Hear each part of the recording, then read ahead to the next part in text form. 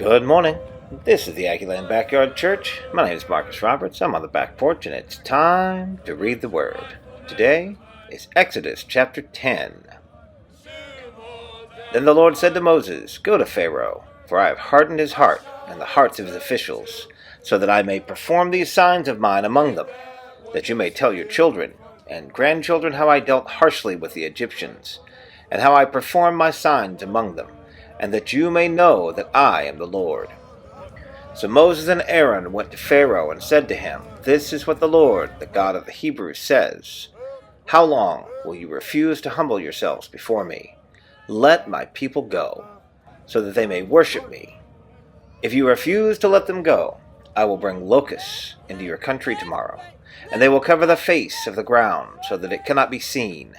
They will devour what little you have left after the hail, including every tree that is growing in your fields.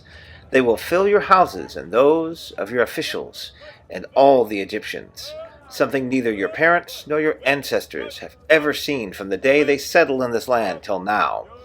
Then Moses turned and left Pharaoh. Pharaoh's officials said to him, "How long will this man be a snare to us? Let the people go. Go that they may worship the Lord, their God.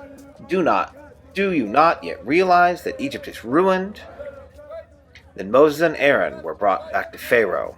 "Go, worship the Lord your God," he said, "but tell me who will be going." Moses answered, "We will go with our young and our old, and our sons and our daughters, and with our flocks and herds, because we are to celebrate a festival to the Lord." Pharaoh said, "The Lord be with you. If I let you go, along with your women and children, clearly you are bent on evil. No, have only the men go and worship the Lord, since that's what you have been asking for." Then Moses and Aaron were driven from the Pharaoh's presence. And the Lord said to Moses, "Stretch out your hand over Egypt, so that locusts swarm over the land and devour everything growing in the fields, everything left by the hail." So Moses stretched out his staff over Egypt, and the Lord made an east wind blow across the land all that day and all that night. By morning the wind had brought the locusts.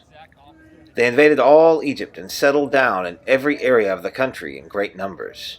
Never before had there been such a plague of locusts, nor will there ever be again. They covered the ground until it was black. They devoured all that was left after the hail, everything growing in the fields and the fruit on the trees. Nothing green remained on tree or plant in all the land of Egypt. Pharaoh quickly summoned Moses and Aaron and said, "I have sinned against the Lord your God and against you. Now forgive my sin once more, and pray to the Lord, your God, to take this deadly plague from me." Moses then left Pharaoh and prayed to the Lord, and the Lord changed the wind to a very strong west wind, which caught up the locusts and carried them into the Red Sea. Not a locust was left anywhere in Egypt, but the Lord hardened Pharaoh's heart, and he would not let the Israelites go.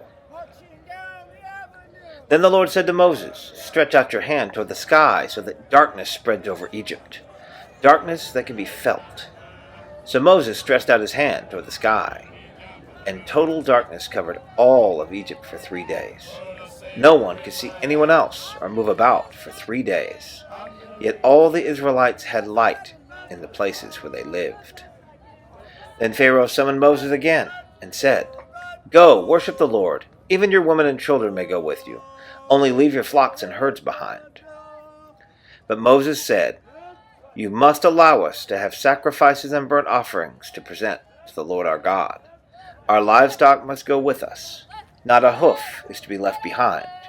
We have to use some of them in worshiping the Lord our God, and until we get there, we will not know what we are to use to worship the Lord." But the Lord hardened Pharaoh's heart, and he was not willing to let them go. Pharaoh said to Moses, "Get out of my sight. Make sure you do not appear before me again. The day you see my face, you will die." "Just as you say," Moses replied. "I will never appear before you again." That's the word of the Lord for the day. Have a great day. Support the Aggieland Backyard Church on Patreon. Help me read the entire Bible on YouTube. And don't forget to read the Bible every day.